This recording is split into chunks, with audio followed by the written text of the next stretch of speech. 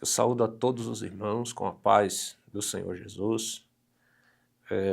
Dizer que para nós é motivo de alegria estar aqui mais uma vez para participar desse momento tão especial para a nossa Escola Bíblica Dominical e trazer aos queridos irmãos, queridos professores, subsídios para que possam melhor preparar a sua aula, para que possam desenvolver um bom conteúdo e assim serem canal de bênção para a sua igreja, para a sua classe, em nome de Jesus. Nós estamos estudando nesse trimestre a lição que tem por título Os Pilares da Nossa Fé. Nisso cremos, isso pregamos. Uma lição importantíssima, a lição de número 9, que traz ensinamentos sobre aquilo sobre o qual a igreja está fundamentada, né? Os pilares, a base da nossa fé. E nesta lição, na lição de número 9, nós vamos estudar as ordenanças da igreja. O texto bíblico escolhido aqui pelo nosso comentarista para trabalhar esse tema da nossa lição está em Romanos capítulo 6, versículos 3 ao 5. E nós vamos discorrer hoje sobre as ordenanças que o Senhor Jesus deixou para a sua igreja, para que possamos compreender melhor a nossa fé, para que possamos andar melhor a nossa vida cristã, não é? E para começar esse nosso comentário, eu gostaria de falar sobre um pouquinho a respeito desse tema, né? O tema da nossa lição fala das ordenanças, não é? Que trata-se de uma prática ou um ritual estabelecido pelo nosso Deus para ser observados pelos crentes como um ato de obediência e adoração, não é? São ordens dadas pelo nosso Senhor à igreja com o objetivo de nos lembrar e trazer como símbolo de verdades fundamentais. Podemos também dizer a respeito das ordenanças que elas são, de fato, ordens que o Senhor Jesus deixou para a sua igreja, né? E eu queria somente voltar aqui para dar continuidade a essa nossa lição. Na conclusão da lição anterior que estudamos no domingo passado, onde o pastor Paulo ele coloca que a igreja foi edificada por Jesus, que a revestiu de poder e a capacita para cumprir os propósitos de evangelização dos perdidos, edificação dos seus membros, adoração a Deus e cuidado dos necessitados. O que nós podemos observar a partir desta lição de número 8, que nós estudamos sobre a igreja, onde o pastor Paulo discorreu muito bem a respeito desse tema e nós aprendemos muito com ele, não é? Vemos que a igreja ela é uma instituição que foi realmente ali instituída pelo Senhor Jesus, não é? Quando lemos Mateus 16, capítulo 16, versículo 18, a palavra de Deus diz que Jesus disse a Pedro, a primeira vez que Jesus fala a respeito da igreja, a palavra igreja, Jesus diz para Pedro, pois também eu te digo que tu és Pedro, e sobre esta pedra edificarei a minha igreja, e as portas do inferno não prevalecerão contra ela. Então, sobre a confissão que Pedro fez ali sobre o Senhor Jesus, Jesus iria edificar a sua igreja, não é? E quando nós falamos sobre essa questão da igreja, de que Jesus a instituiu, nós vemos também ele falando pela segunda vez a respeito da igreja, quando ele trata do assunto de alertar um irmão que está ali cometendo algum tipo de transgressão, né? Ele chama a atenção dos seus discípulos para a maneira como eles deveriam se comportar em relação aos transgressores. E ele diz, olha, conversa com essa pessoa. Se a pessoa não te atender, chama 2 ou 3 testemunhas. Se ainda assim a pessoa não te ouvir, leva-o à igreja, não é? E se também não escutar a igreja, considera-o como gentil ou publicano. Aí ele continua dizendo que, em verdade vos digo, que tudo o que ligardes na terra será ligado no céu, e tudo o que desligares na terra será desligado no céu. Não é? Então, o que podemos observar em relação a isso?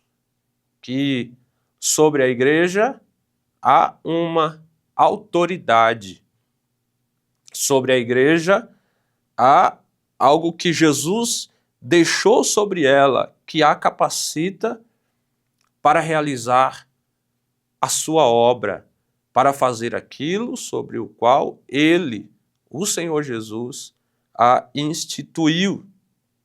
Podemos dizer que a igreja é a embaixada de Cristo aqui na terra, é a embaixada do reino de Deus, não é?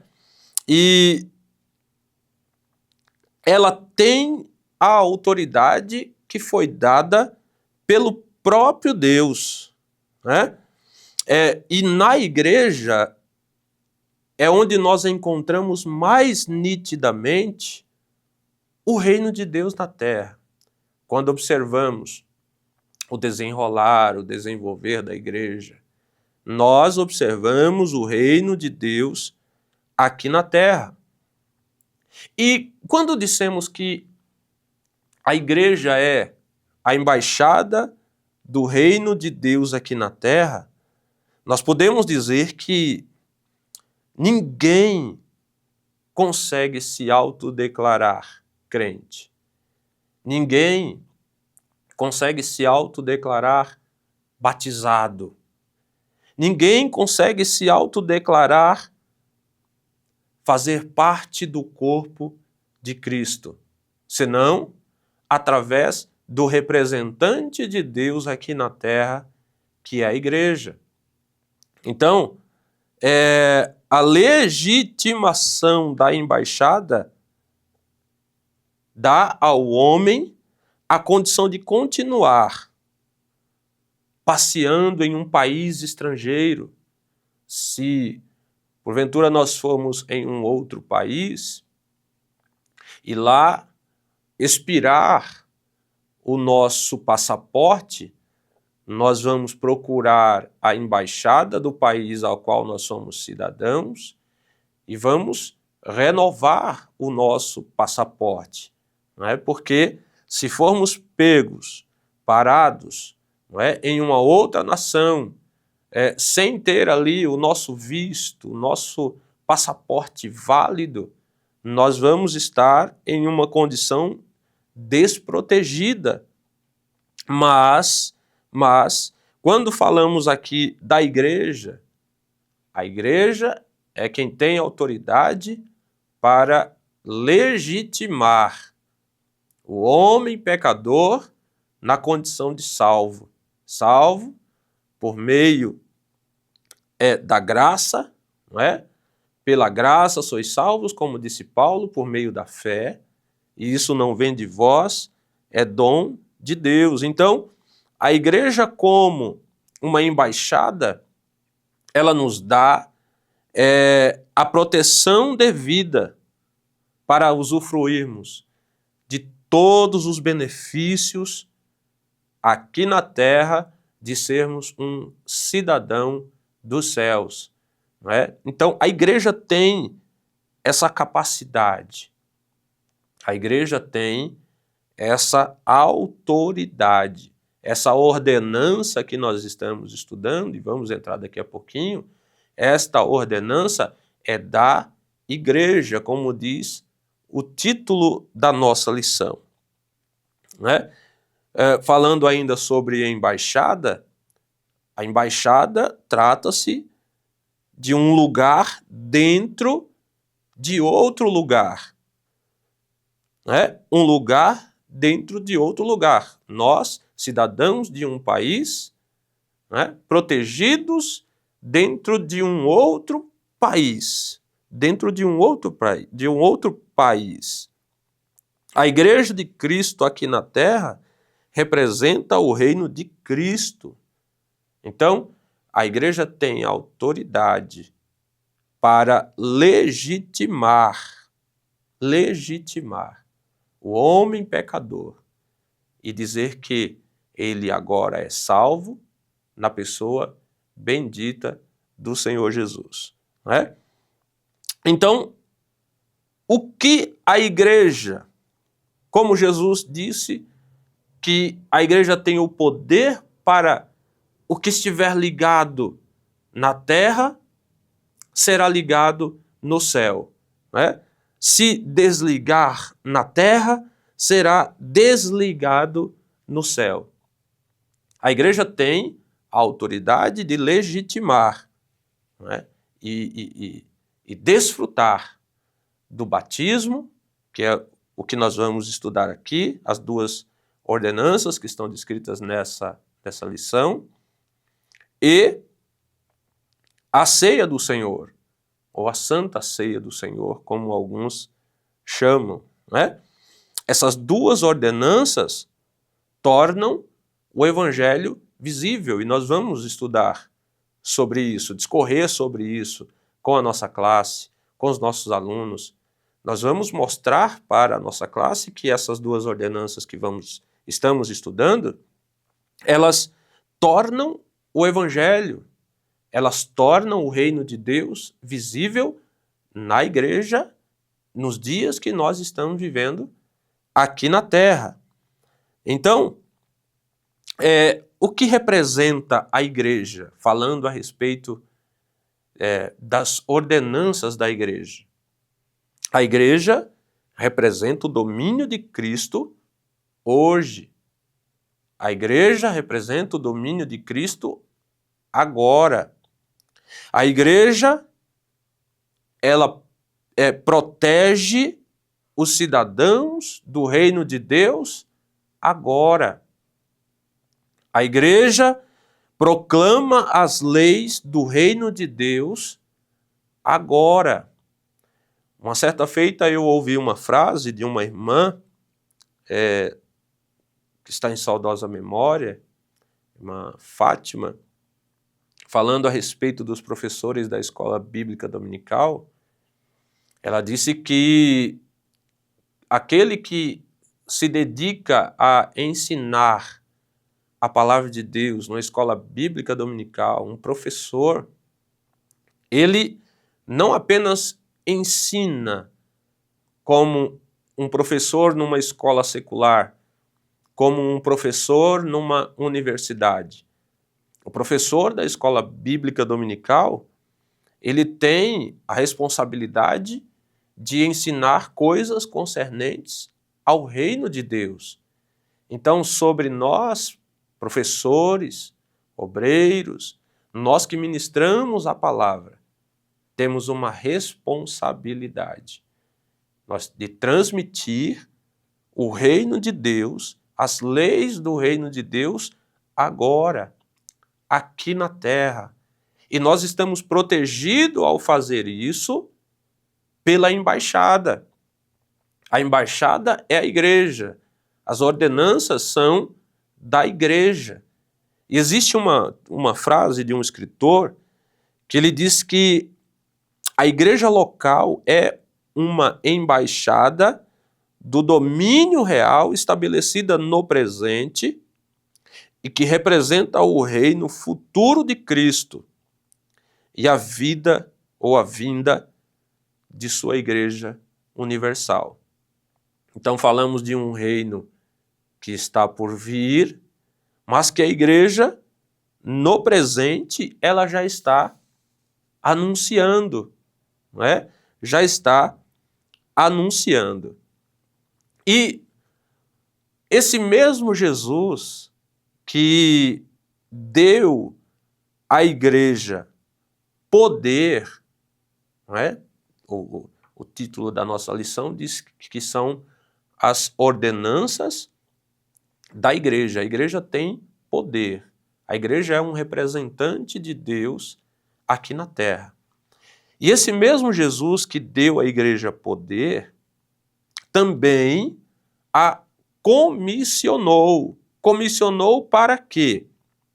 Para fazer discípulos, para pregar o evangelho do reino, não é? Como está escrito em Mateus, capítulo 28, versículo 18, nós lemos Jesus dizendo que ele se aproxima daquele povo que estava ali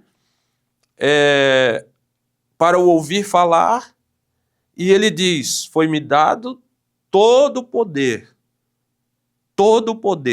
no céu e na terra. Portanto, ide, fazei discípulos de todas as nações, batizando-as em nome do Pai, do Filho e do Espírito Santo. Então, desta maneira, essa igreja que Jesus deu a ela poder para ser o seu representante, ele também agora comissiona essa igreja, dizendo aos seus discípulos, ide, façam discípulos, preguem o evangelho, preguem as leis do reino, façam discípulos de todas as nações. E aí ele continua dizendo, batizando-as em nome do Pai e do Filho e do Espírito Santo. Agora, a igreja liga na terra esse novo cidadão do reino dos céus. Quando a igreja cumpre o seu papel este que é de pregar o evangelho, papel este que é de anunciar as leis do reino de Deus, ela está ligando a partir daquele que entende que é pecador, que precisa de um Salvador e que entrega a sua vida a Jesus, a autoridade que Jesus deu à igreja para que tudo que ela ligar na terra esteja ligado no céu, a partir da pregação do evangelho, e essa pessoa se converte ao Senhor, então ela está ligada no céu, né? Está ligada no céu. A igreja cumprindo o seu ide, nós vemos ela fazendo esse papel tão maravilhoso que o Senhor Jesus, ele nos comissionou, não é? E quando nós vamos aqui para o versículo 20 do capítulo 28 de Mateus, Jesus diz assim, ensinando-os a observar todas as coisas que eu vos tenho mandado. Não é? O que nós observamos aqui? Que ninguém se filia a uma igreja, ninguém consegue chegar numa igreja e dizer assim, não, essa é minha igreja, agora eu vou fazer aqui o que eu quero, agora eu vou continuar da maneira que eu quiser, da forma como eu entendo que deva ser. Não, Jesus disse para os discípulos ensiná-las a observar todas as coisas que ele havia mandado. Então, quando nós vamos para um outro país, quem já teve a oportunidade de ir a outro país, se submete, embora seja cidadão do seu país, você vai se submeter, não é, à legislação vigente. E nós aqui, como igreja, sendo embaixadores do reino de Deus, sendo igreja, ninguém que vem à igreja se filia a ela simplesmente. Mas se submete às ordenanças que Jesus nos deu, não é? Diferente do que se diz hoje em dia, que ama a Cristo. Eu amo a Deus, eu vou na igreja. Mas aí você pergunta de que igreja que você faz parte. Muitas vezes as pessoas não conseguem ou têm dificuldade de responder uma pergunta como essa, por causa do aumento constante de pessoas que não querem se filiar à igreja, que não querem se submeter às orientações que regem a igreja.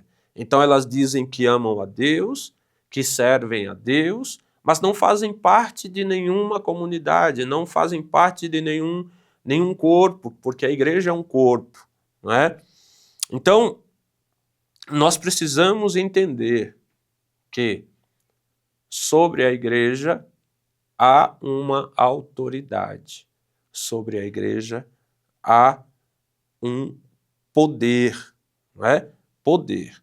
E quando nós falamos aqui sobre o batismo, que é a nossa primeira ordenança, que está aqui no nosso primeiro ponto, nosso comentarista colocou, não é? Que o batismo é a primeira das ordenanças da igreja. Desde o princípio, é parte integrante na vida cristã. Não é? Então, a nossa lição ela está muito bem discorrida, uma lição de fácil entendimento, bem didática, não é? Bem didática. Quando nós falamos aqui a respeito do batismo, nós podemos dizer ou fazer-nos aqui uma pergunta: o que simboliza na prática da minha vida o batismo? O batismo para nós simboliza a nossa união com Cristo. Através do batismo, nós declaramos publicamente que nós estamos unidos a Cristo, não é? Nós estamos unidos a Cristo. Mas o batismo também simboliza a nossa união com o povo de Cristo. A igreja, não é? Unida, celebrando esse momento tão especial na vida daquele que é novo convertido e decide se descer as águas batismais, né? Então, o batismo significa a nossa união com o povo de Cristo. E quando nós lemos na primeira carta aos Coríntios, capítulo 12 e o versículo 13, o apóstolo Paulo diz: pois todos nós fomos batizados em um Espírito, formando um corpo, quer judeus, quer gregos, quer servos, quer livres. E todos temos bebido de um Espírito. Então, não tem como dizer que aquele que desce as águas batismais, ele está desligado do corpo. O batismo nas águas simboliza a nossa união com o povo de Deus. Nós fazemos parte de um corpo, o povo de Cristo. Agora nós temos uma família, não é?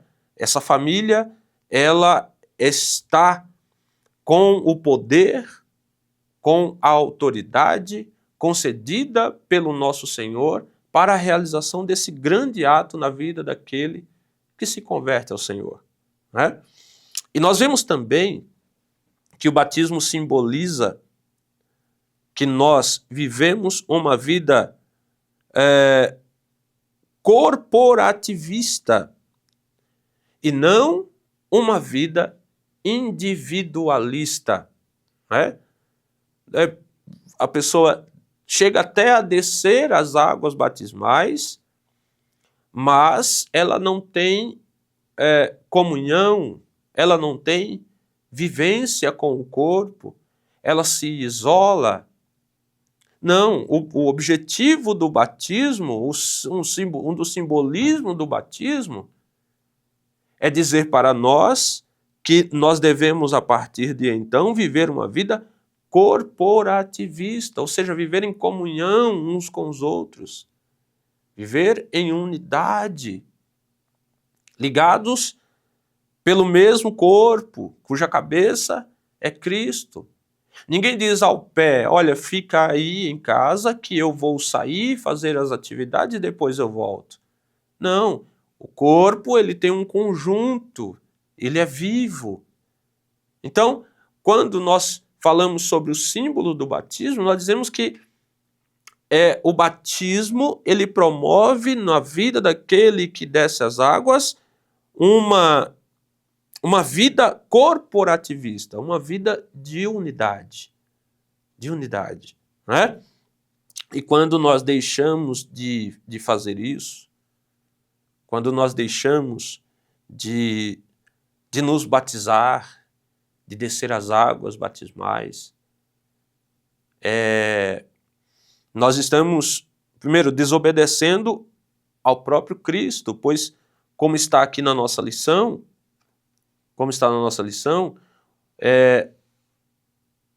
o batismo é uma ordem do Senhor Jesus, foi ordenado por Ele. Capítulo 28, versículo 19, diz, portanto, ide, fazei discípulos de todas as nações, batizando-as em nome do Pai, do Filho e do Espírito Santo. Esse ide é imperativo, assim como o batizar, assim como o ensinar, não é? Então, quando nós fazemos ou deixamos de fazer isso, deixamos de descer as águas batismais, nós estamos desobedecendo a Cristo. Quando nós deixamos de descer as águas do batismo, nós perdemos a oportunidade de proclamar a Cristo publicamente. Então, quando o novo convertido ele se converte, ele decide descer as águas batismais, publicamente, ele está confessando, não é? Ou proclamando que Jesus Cristo é o Senhor sobre a sua vida. Ele está proclamando que ele morreu para o mundo e ele ressuscitou para o Senhor Jesus. Então, quando eu deixo de fazer isso, eu estou perdendo a oportunidade de proclamar a Cristo e fazer isso publicamente, não é? Em nossa igreja, o tanque batismal fica diante de toda a congregação. Então, todo aquele que vai descer as águas batismais, publicamente ele está dizendo que ele está morrendo para o mundo e ressuscitando para uma nova vida com Cristo. Quando nós deixamos de fazer isso, nós estamos perdendo a oportunidade de proclamar a Jesus Cristo. Mas também nós estamos ignorando a legitimação da igreja como embaixada do reino de Deus. Se Jesus disse para a igreja ir, pregar, fazer discípulos, batizar, ela é legítima para fazer isso. Se eu deixo de descer as águas batismais, eu estou ignorando a legitimação da igreja como embaixada, como representante, como autoridades de Jesus sobre as questões do reino de Deus aqui na terra, não é? Mas, então, alguém pode se perguntar, e se a pessoa partir para a eternidade e não descer as águas batismais? Ela tem a oportunidade de alcançar a salvação sem antes, ou mesmo antes de descer as águas batismais. Se ela partir para a eternidade, estiver em comunhão com Deus, estiver em comunhão com o Senhor Jesus, ela dorme no Senhor. Todavia, aquele que tem a oportunidade e não cumpre este mandamento, esta ordenança, não é? Ela ignora a legitimação da igreja como representante de Cristo aqui na terra. Mas também ela ignora o meio que o próprio Jesus escolheu para legitimar quem é um verdadeiro cristão ou quem é um servo do Senhor. Então, se eu não desço as águas batismais, eu estou ignorando este meio. Que meio? A maneira pública de nós declararmos que nós estamos morrendo, que nós não queremos mais parte com esse mundo, de que suas práticas para nós já não são mais desejosas, não é? Que nós queremos ter uma nova vida com Cristo. Então, se eu deixo de fazer isso, meus amados, se nós deixamos de fazer isso, nós estamos ignorando o meio pelo qual o Senhor Jesus escolheu para legitimar aqueles que são salvos na pessoa bendita do Senhor Jesus, né?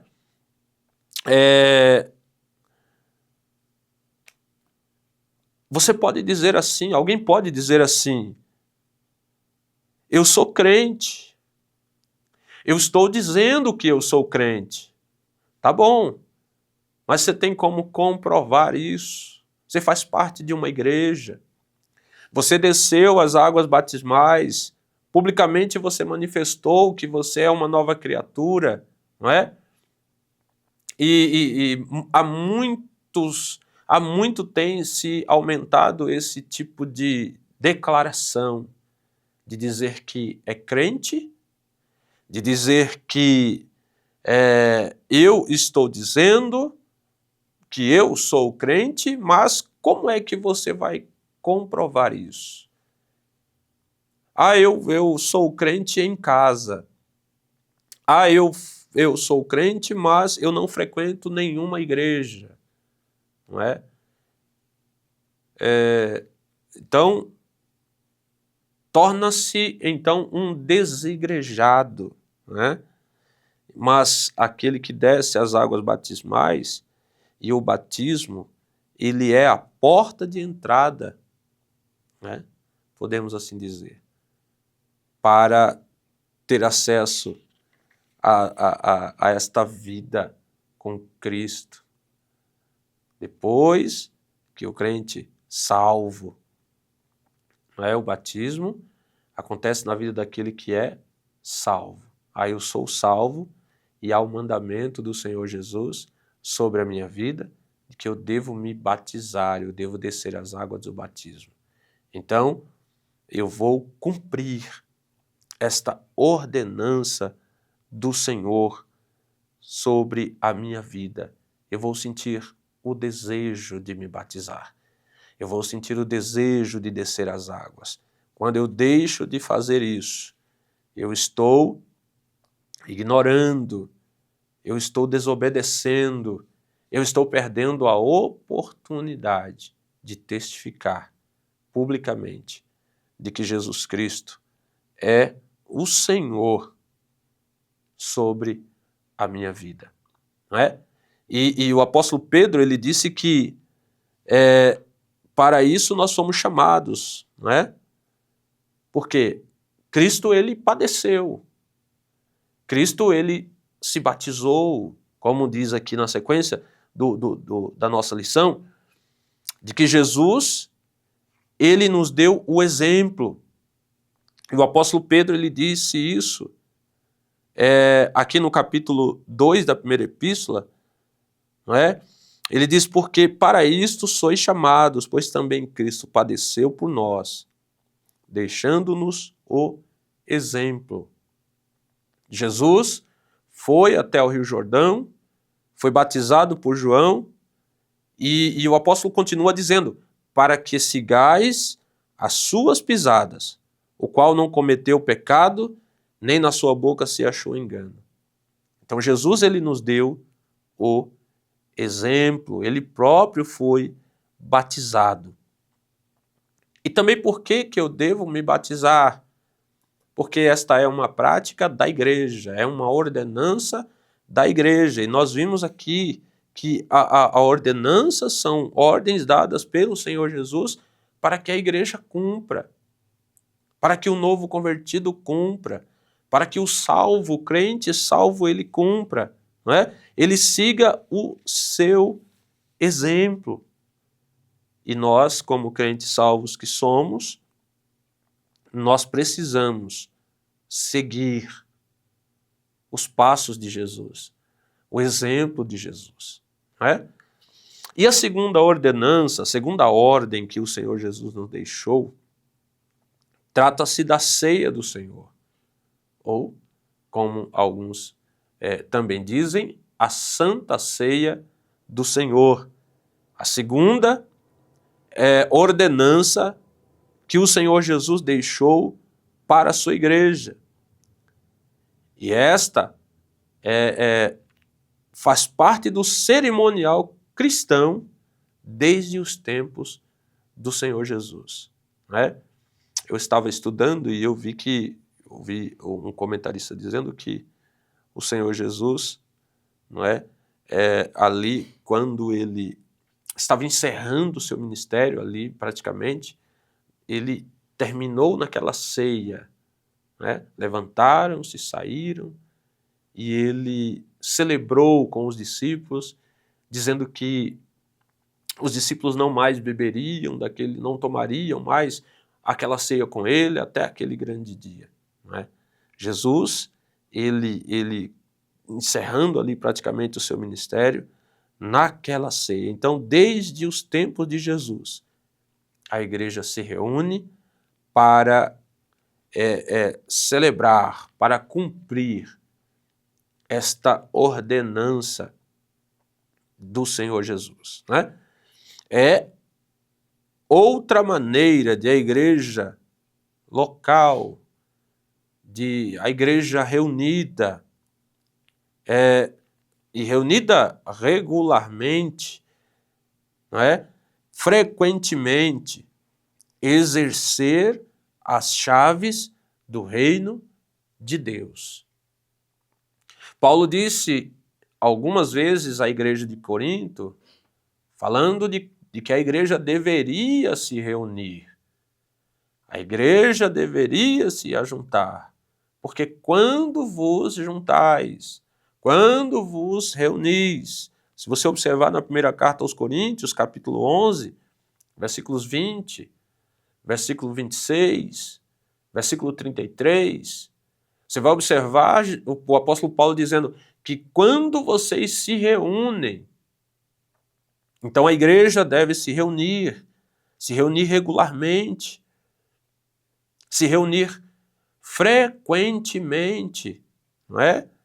Para exercer esta ordenança que o Senhor Jesus nos deixou, né? Então, nós vemos que a ceia do Senhor, ela tem um significado muito importante, né? Muito importante. Está bem aqui, bem descrito na nossa lição sobre o significado da ceia do Senhor, o significado do passado, o que significa a ceia do Senhor para nós no passado, no presente e no futuro. Mas uma pergunta: o que o crente perde quando ele não pratica a ceia do Senhor? Não é? Primeiro, ele perde a oportunidade de fazer regularmente, frequentemente, como o apóstolo Paulo disse no capítulo 11 da primeira carta aos Coríntios, capítulo 11, versículo 28. Examine-se, pois, o homem a si mesmo, e assim coma deste pão e beba desse cálice. Então, o que eu perco quando eu deixo de participar da unidade da igreja? Quando eu deixo de participar reunido com o povo de Deus da ceia do Senhor? Eu perco a oportunidade de fazer regularmente o autoexame. Eu preciso me examinar. Nós precisamos nos examinar. Precisamos estar em condições de nos sentar à mesa. E este exame ele é feito individualmente. Quando Paulo diz, portanto, examine-se o homem a si mesmo. Então, ele próprio vai se autoexaminar. Então, antes de participar, eu faço o autoexame, não é? E pelo Espírito de Deus, que confirma nos nossos corações, nós estamos aptos a participar. E aí nós tomamos parte nos símbolos que vamos falar mais à frente, não é? Segundo, nós perdemos a oportunidade de demonstrar a nossa comunhão com o corpo. Eu participo da ceia, eu compro o meu pão, eu compro o meu suco e eu participo na minha casa, eu participo no meu quarto, eu participo da ceia do Senhor de maneira isolada, não é? O corpo de Cristo, ele se reúne para exercer a ordenança do Senhor Jesus. Então, dessa maneira, se eu não participo, eu perco a oportunidade de demonstrar que eu estou em comunhão com meu irmão, que eu estou em comunhão com o corpo de Cristo, que eu faço parte desse corpo, não é? Terceiro, quando eu não participo da ceia do Senhor, eu perco a oportunidade ou eu deixo de lembrar do perdão que eu recebi através do sacrifício do Senhor Jesus. No ato de celebrar a ceia, que é falado sobre a morte e a ressurreição do Senhor Jesus, eu preciso me lembrar. Lembrar de quê? Lembrar que o Senhor Jesus perdoou os meus pecados. Através do seu sacrifício na cruz, hoje eu tenho plenas condições de participar deste ato, desta ordenança tão gloriosa para a igreja do Senhor. Em quarto lugar, nós deixamos de exercitar a esperança que temos de estar naquele dia nas bodas do Cordeiro. Então, quando nós estamos participando da ceia do Senhor e olhando num aspecto futuro, nós vemos que nós vamos participar de uma ceia lá no céu. A celebração da ceia do Senhor fala que Jesus, ele vai voltar para buscar a sua igreja. Então, eu deixo de exercitar a esperança. A igreja precisa exercitar continuamente, frequentemente, regularmente esta esperança de que o mesmo Jesus, como disse aqui o nosso comentarista, o pastor Paulo, o mesmo Jesus descerá do céu com alarido, com voz de arcanjo, com trombeta de Deus, não é? Aqueles que estiverem mortos ressuscitarão. Depois nós os que estivermos vivos, aleluia, subiremos ao encontro do Senhor.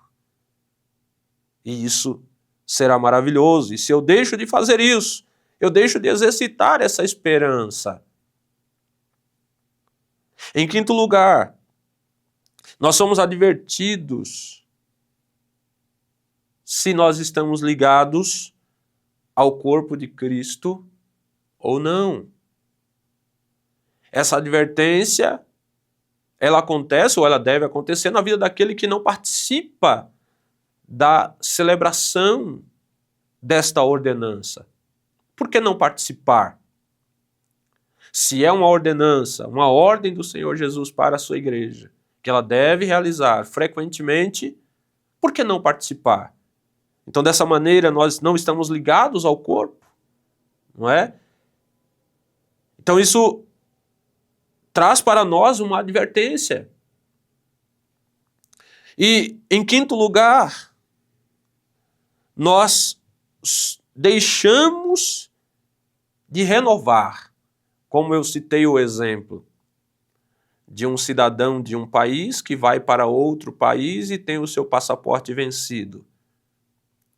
Ele precisa ir até a embaixada do seu país e renovar o seu passaporte.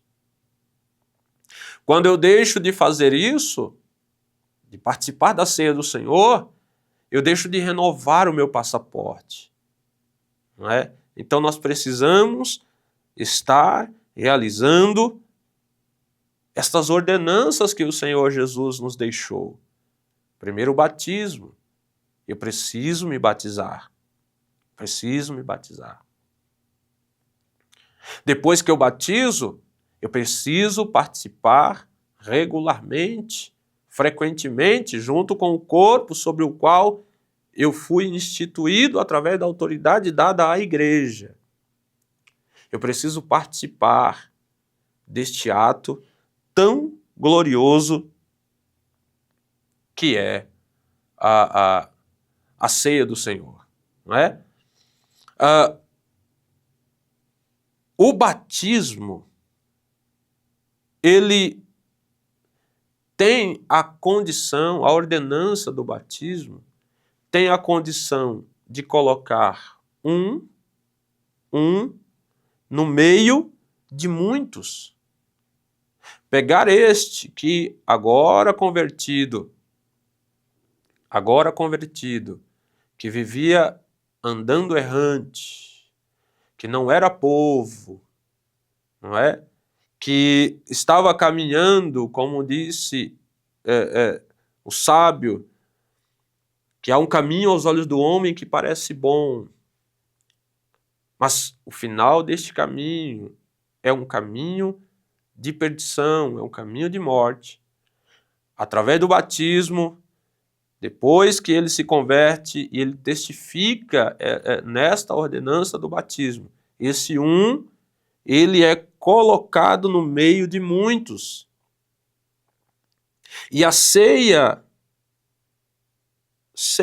ela torna-os muitos em um, ao comer do mesmo pão. Então, quando nós nos reunimos e nós participamos desta ordenança, nós estamos dizendo ao mundo que nós professamos a mesma fé.